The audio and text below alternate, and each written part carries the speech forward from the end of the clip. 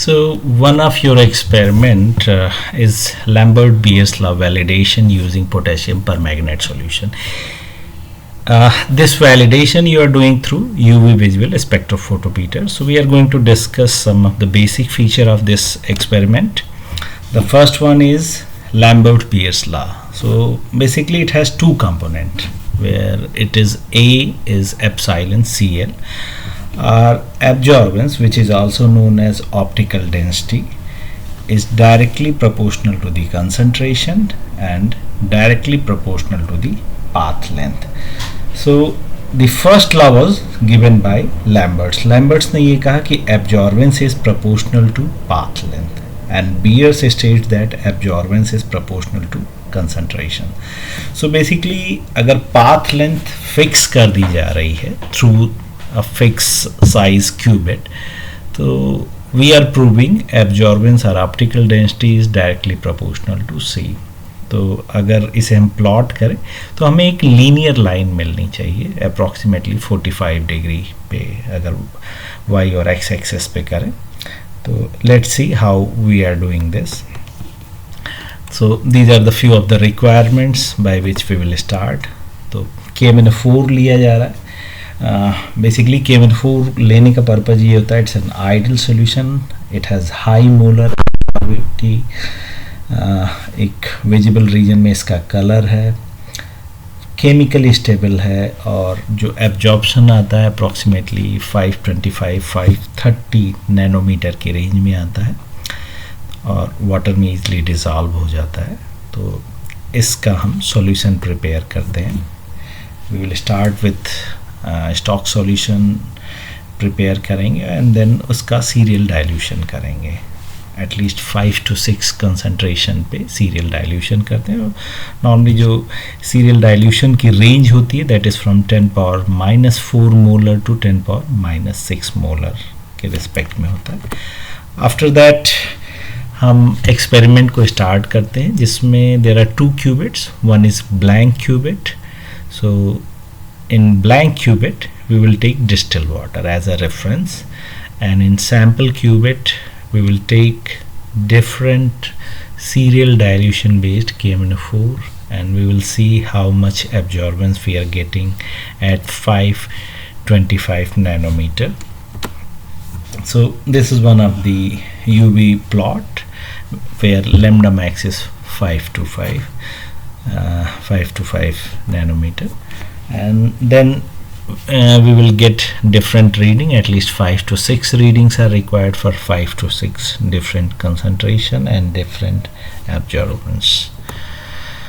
Or if we will plot it at absorbance at y-axis and concentration in millimolar at x-axis, we will get a linear line.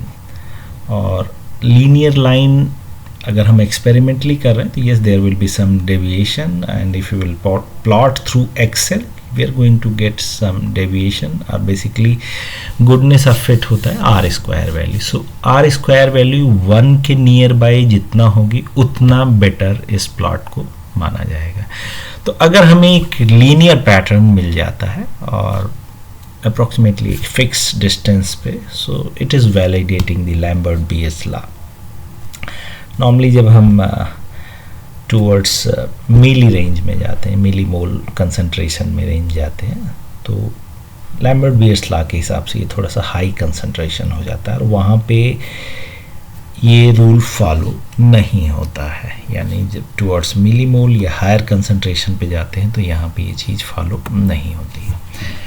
अब high concentration में इस चीज़ का नहीं follow हो पाने के 2-3 कारण होते हैं. एक, जो हाई कंसंट्रेशन होता है उस पे इनका बिहेवियर यानी रिफ्रैक्टिव इंडेक्स चेंज हो जाता है, कुछ एडक्ट फॉर्मेशन हो जाता है, और समहाउ जो रिफ्रैक्टिव इंडेक्स चेंज होने के कारण लीनियरिटी का नहीं मिल पाना.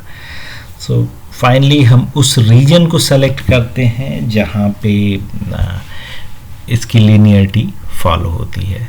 और अगर हम हायर कंसंट्रेशन रेंज में जाते हैं तो डिफरेंट एडक्ट स्पेसीज मिलती हैं, केमिकल चेंजेस होते हैं जिसके कारण लीनियरिटी प्लॉट नहीं होता है. तो अगर हमें वो कंसंट्रेशन रेंज मिल जाती है जिसमें लीनियर रेंज मिल रहा है, so will say the Lambert-Beer's law follows A is directly proportional to C in this range. So finally हम उसको कंक्लूड करते हैं कि बेसिस पे कि अच्छा Lambert-Beer's law फॉलो होता है in between absorbance and concentration and the goodness of it R square value is approximately 1, so it is following this one.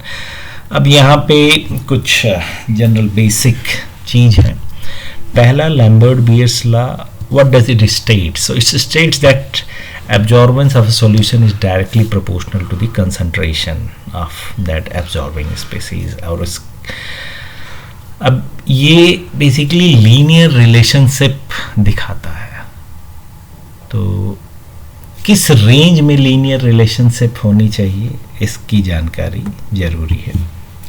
Same अगर हम प्लॉट कर रहे हैं तो प्लॉट को हम एब्जॉर्बेंस या ट्रांसमिटेंस दोनों ही फॉर्मेट में कर सकते हैं, लेकिन नॉर्मली हमारा प्रेफर्ड फॉर्मेट जो होता है वो एब्जॉर्बेंस का ही होता है.